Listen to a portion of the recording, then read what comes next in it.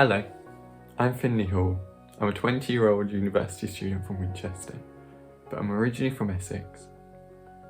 I want to run a half marathon, but I've never really run before, which sounds so crazy to say out loud. And I do keep asking myself, why am I doing this? But I know why.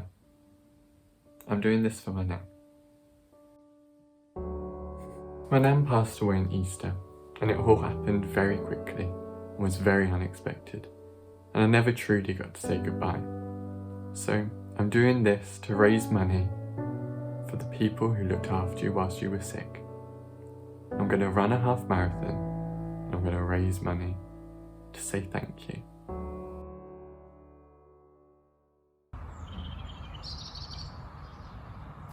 Now, I knew from the start that this task wasn't going to be necessarily easy for me, especially as being one of the last times I'd properly run was in high school. But I kept morale high and carried on with my positive thinking. And there definitely were some perks that came with facing the cold air that made my training process that bit much more enjoyable. I don't know if you can hear them, but the birds are singing tonight.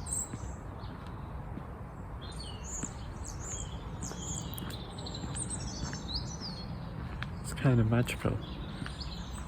It's like I'm running through a fairy tale. However, the idea of me trying to do a half marathon and the challenges I would have to face was looming over me, and apparently I wasn't the only one. I thought you were too ambitious and you wouldn't be able to do it, to be honest. I was really surprised when you were mentioning doing the half marathon, but very supportive of it. I think getting out of bed when it's cold to do your training is probably going to be the biggest hurdle. And as the winter weather was creeping in and the temperatures were slowly dropping, morale was at a low. I've just gone for a run. It wasn't a very long one. Couldn't get very far. I'm feeling very deflated today. Like I was supposed to get up at 9. Ended up getting at 11:15. Was going to do a long run today. Ended up not even being 2k, I don't think. Here's hoping the next one's a bit easier. I absolutely think you can do it. You're a very determined person, so I have faith in you. Yeah, no, I definitely think you could do it now. So to get myself back on track, I decided to do something a bit more achievable in the short term. I found a 10k race in Southampton and just decided to sign up and go for it. But I did have some nerves before the day rolled around. It's about a week until the 10k race.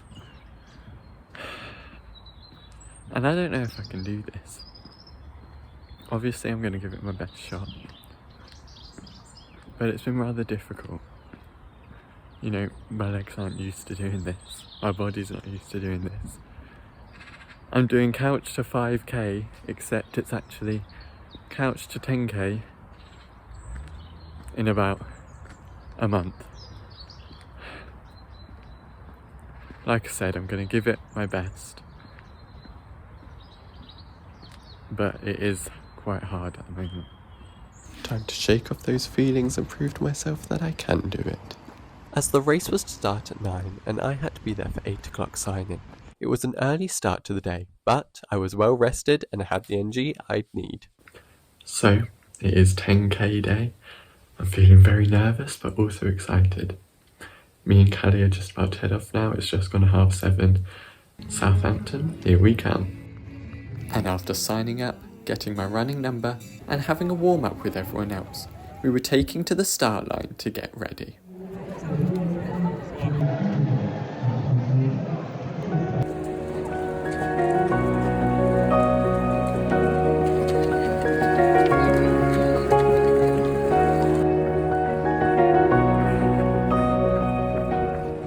I had no real goal for the race either. I decided to not set any time limits on myself, purely just to try and complete it and have a good time.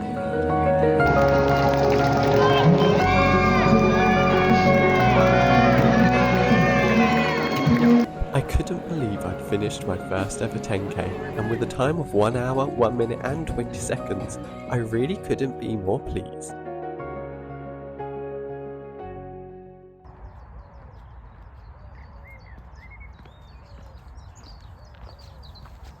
After the 10k, I decided to give myself some time to reflect on the year that had just happened, and look forward toward my half marathon.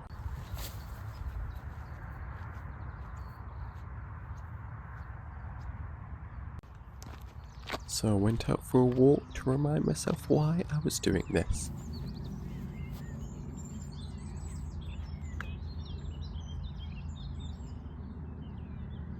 When my nan passed, I really struggled to start with. It was the first major loss I'd experienced, and I didn't really know how to come to terms with it.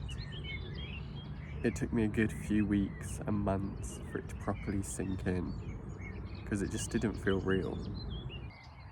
I didn't really let my family know how much I was struggling with it, because I felt they were already going through enough. I didn't want to burden them with my thoughts as well, which I know now is not a good thing to do at all. I think the hardest parts was all of the family holidays and events for the first year. You know, birthdays and Christmases, when it was the first one without her. I'd often catch myself looking around the room thinking, oh, where's Nan? And then it kind of hitting me. And when I think I'm all fine and having a good day, I'll kind of just remember again. And it does sometimes just set me off on another wobble. About a month ago, it was the year anniversary of her passing, and it definitely has gotten better to manage. You know, I've finally been able to properly open up to people about it now. I'm able to talk about it. I've got healthy coping mechanisms, and I'm able to look back and reminisce in happy ways rather than all of the sad things. Getting back to nature has always been a great way for me to slow things down, take a breather and relax before moving on again.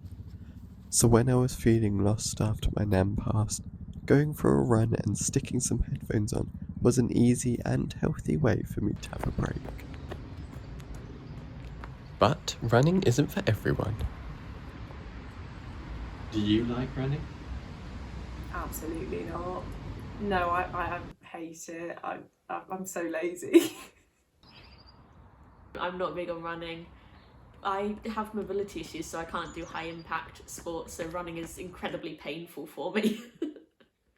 So, you're not going to be joining me on any runs then?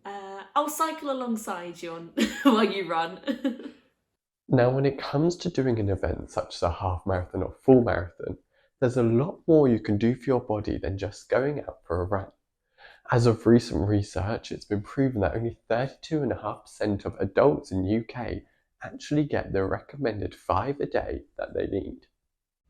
And for the upcoming challenge of facing a half marathon, I decided it may be best to say goodbye to some unhealthy snacks and say hello to some new healthy foods.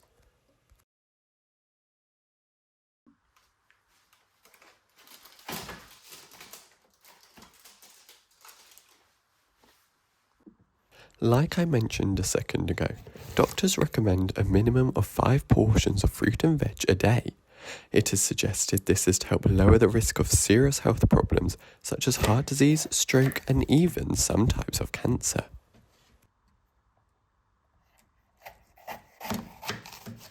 Healthy eating can also make you feel good, which is something I need going forward. So I found and booked a half marathon that's happening right here in Winchester, but it turns out it's going to be even harder than I originally suspected. Because this half marathon isn't like a normal road one, it's a trail run. So it's going to be up hills and on uncertain surfaces. And if that didn't make it hard enough, It's also a mile longer than a normal half marathon, going from 13 miles to 14. But I'm keeping in good spirits because I know I can do this and I've got a good cause for it. So it's the day before the big race, and I have to admit I am rather excited, but I'm also really nervous. I feel like I've got a bit of a cold coming on, which isn't going to bode well with the running tomorrow, but fingers crossed it'll all go well, and I'm going to do this. Oh, and another early night, because I've got to get up at 6. The big way round race was set to start at 8 o'clock at the Winchester Rugby Club, but I had to get there for 7 to get myself signed in.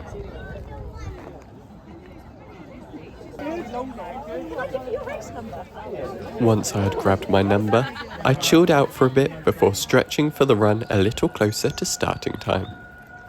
Much like the 10k I did, I had no set goal for my run, other than to finish, and I knew with the cold that I had come on, I wasn't going to be breaking any records, but this wasn't going to stop me from trying my best.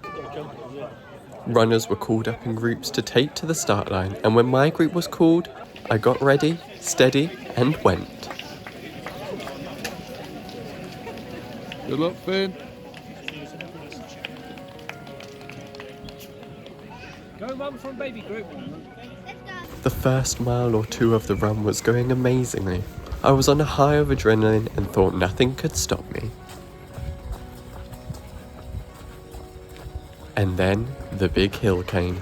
St. Catherine's Hill, the first challenge of this 40-mile trail run. Me and many of the other runners became walkers at this point, deciding to save our energy for the way down rather than wasting it on the way up.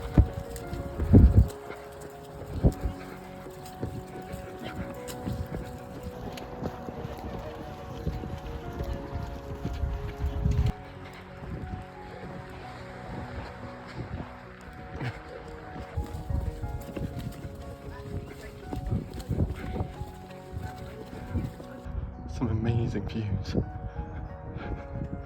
Because I'm not running up that hill.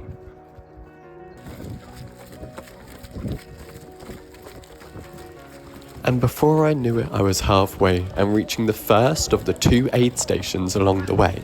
Time for rest.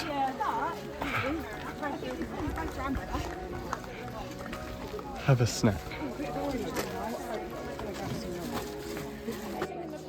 The station was well equipped with juice, squash, flat coke, and some unhealthy snacks to keep our energy going.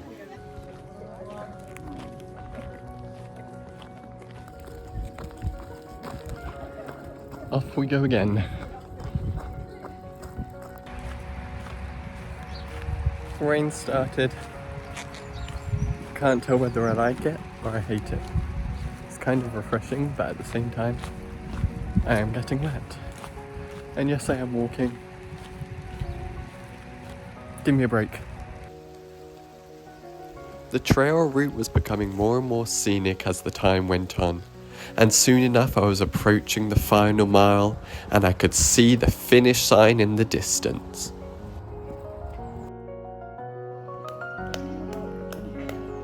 Go on, Finn. Well done.